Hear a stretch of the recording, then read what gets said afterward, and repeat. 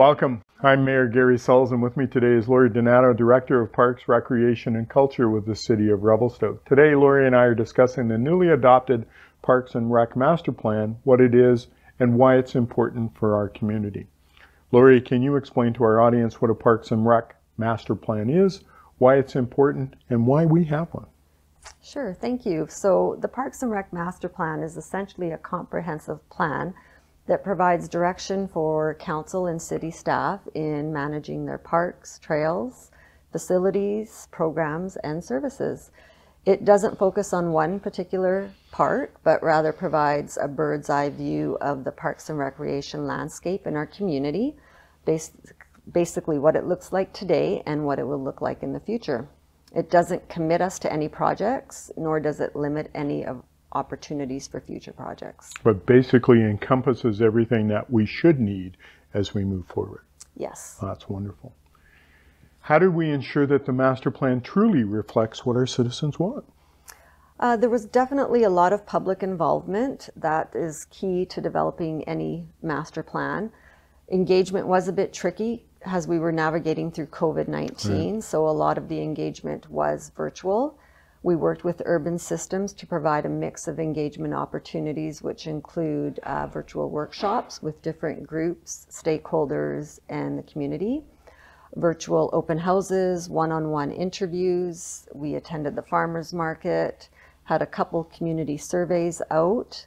All of the feedback received was considered, and recommendations received from the community that were considered but not included in the plan were summarized and included in the appendix with a rationale for exclusion. Well, that's quite a bit of engagement. Thanks for that. Can you share some of the highlights from the plan?